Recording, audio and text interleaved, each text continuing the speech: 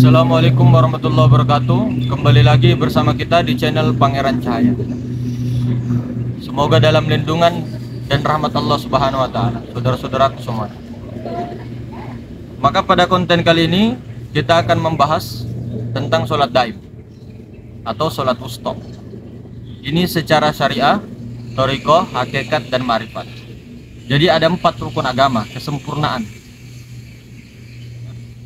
Maka apa yang dimaksud dengan sholat daim?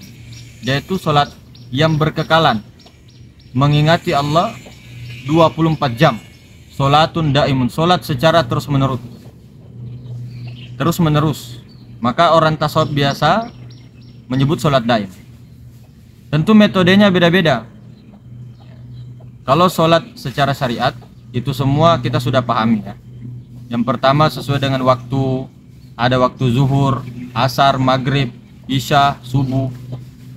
Kemudian berdiri, ruku, i'tidal, sujud, duduk ya. Kemudian mengikuti rukun 13. Mulai dari niat dulu. Kemudian berdiri betul ya. Kemudian takbiratul ihram, baca Al-Fatihah, ruku, i'tidal, sujud, duduk, tasyahud, sholawat, salam, tertib, dan sebagainya. Nah ini metode cara untuk melaksanakan sholat secara syariat, sembah raga. Maka cara sholat yang mengingat Allah dengan tingkat syariat ini itu dengan ucapan dengan perbuatan.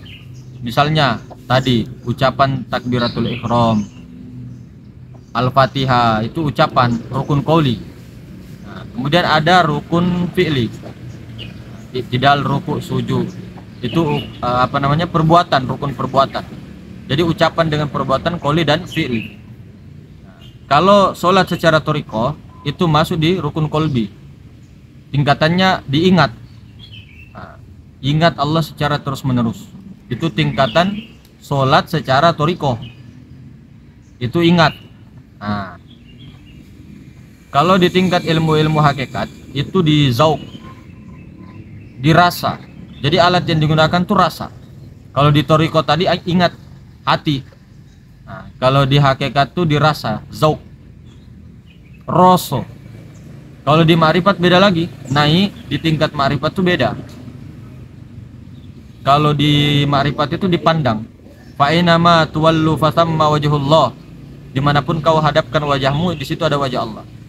Nah, jadi metode 4 tadi itu ada di tingkat syariat, ucapan dengan perbuatan.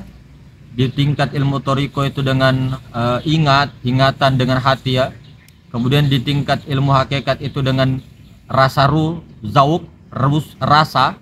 Kemudian di tingkat ilmu ma'rifat itu di pandangan, musyahadah.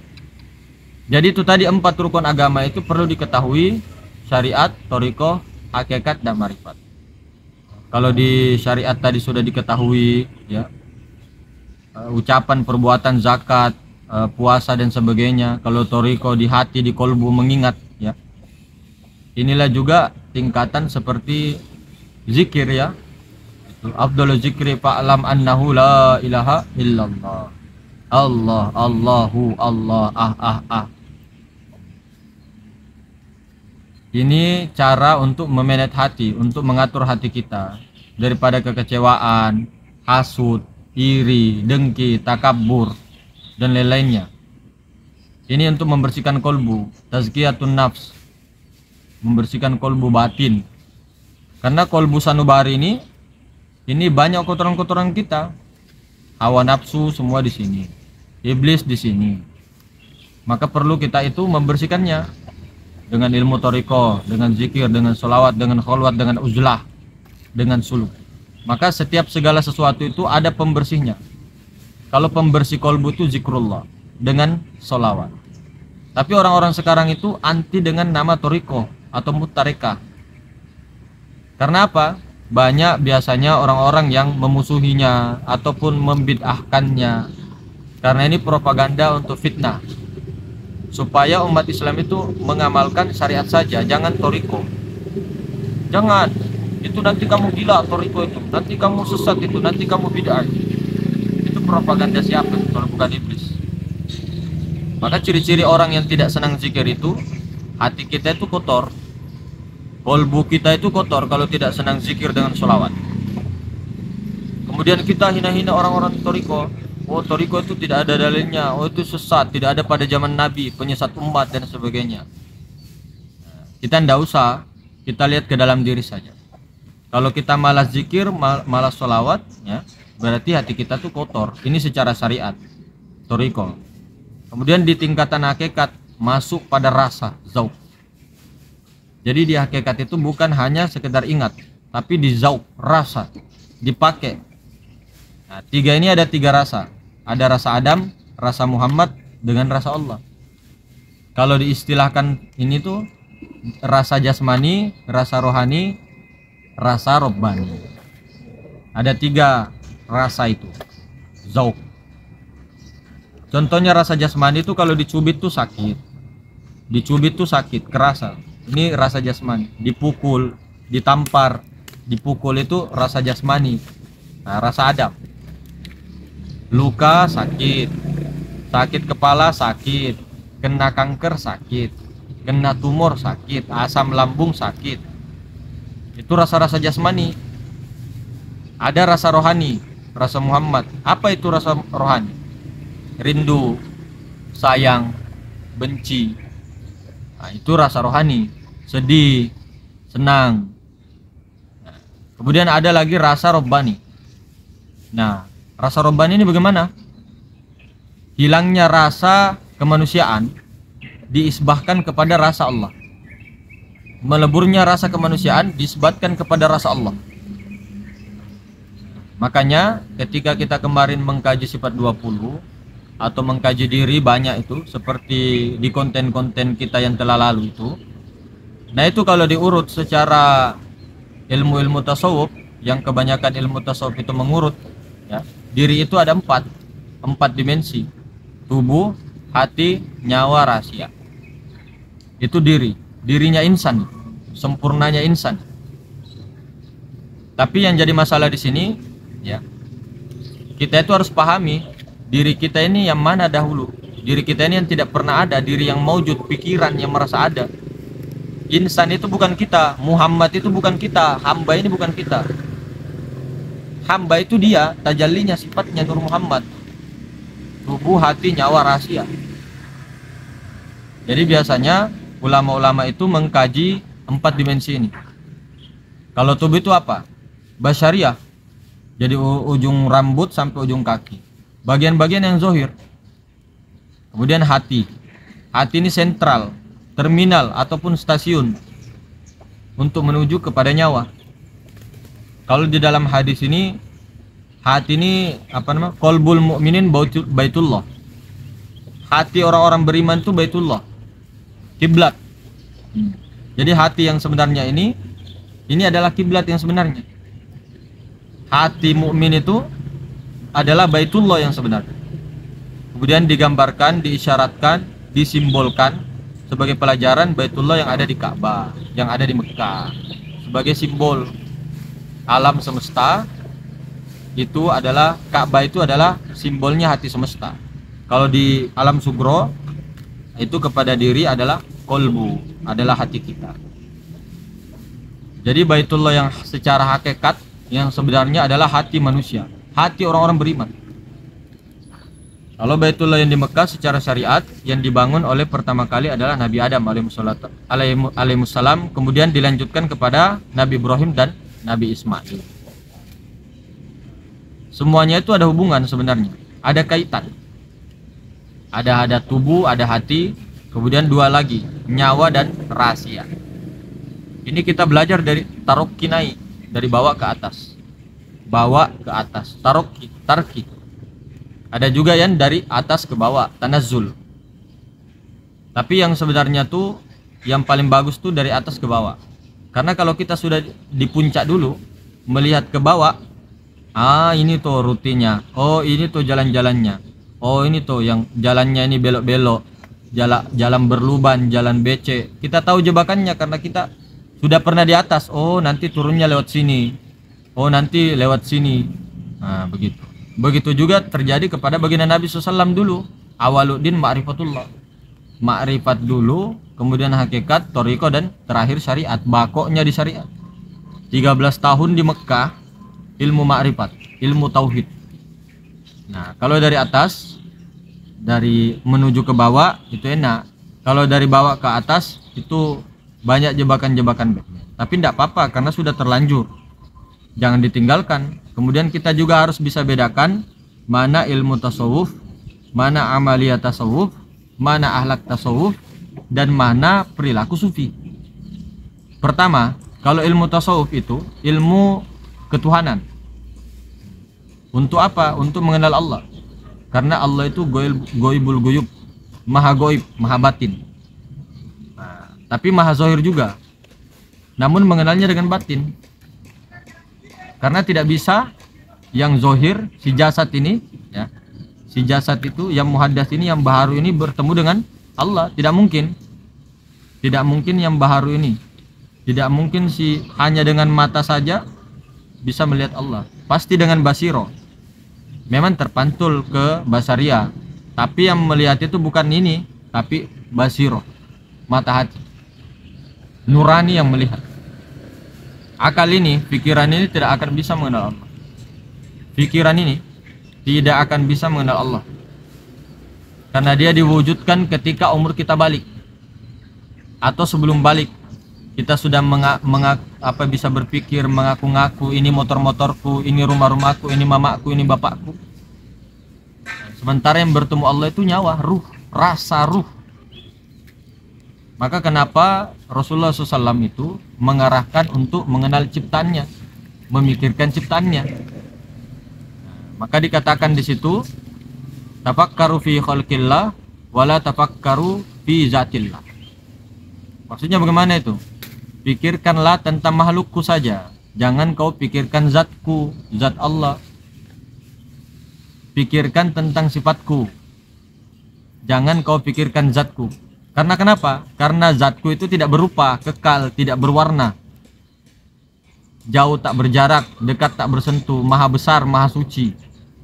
Nah, makanya lewat sifat, lewat Nur Muhammad baru untuk bisa mengetahui Nur Allah. Tidak bisa langsung Nur Allah, tidak mungkin kepada bisa tuh. Kalau tidak melewati sifat tidak mungkin, tidak bisa. Karena yang dijadikan Allah itu banyak. Maka orang-orang tasawuf itu membagi pengenalan itu menjadi dua model. Ada alam kabir, ada alam sogir. Alam besar dengan alam kecil. Namun sangat diperuntukkan untuk orang yang baru atau dinasihatkan harus kepada diri dulu, alam sogir. Karena barang siapa mencari Tuhan di luar daripada dirinya, ingin mengenal Allah di luar daripada dirinya, itu adalah orang yang sesat. Harus ke dirinya, kenali diri, bahwa dirinya itu tidak ada, dimewujudkan. Ternyata yang ada hanya diri sebenar-benarnya diri. Tubuh hatinya warasia itu milik Allah, kenyataan Allah, mazhar Allah, kenyataan zatnya, sifatnya, asmanya, dan af'alnya Allah. Lalu kita yang mana? Pikiran yang mengaku melihat, mendengar, berkata-kata, itulah kita, prasangka, praduga. Makanya pikiran itu didiamkan, masuk ke dalam tubuh hatinya warasia, melebur zat, sifat, asma, af'al.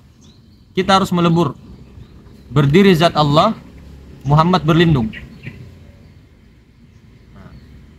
Muhammad berlindung, zat Allah yang maha berdiri sendiri. Qiyamuhu ta'ala binafsi. Zat Allah yang berdiri dengan sendirinya tanpa sekutu. Tiada sekutu baginya. Alam semesta dan seluruhnya adalah sifat Allah. Asma Allah, af'al Allah. Mau apa kita? Mau apa kita? Kita mengaku Muhammad, mengaku Allah. Sorry, tidak. Kita menjadikan diri yang ada hanya Muhammad dengan Allah. Muhammad sifatnya bukan kita. Kita ini wujud sangka-sangka maujud.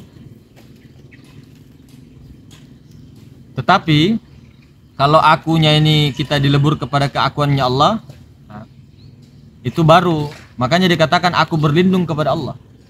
Melebur, fana. Nah, Siapa kita? Si akunya kita ini berlindung, fana, melebur kepada akunya Allah. Seperti contoh, rahmat ini siapa? Lalu si rahmat ini. Rahmat itu nama Allah. Misal nama Rahmat Abdullah. Itu Rahmat Abdullah itu nama Allah.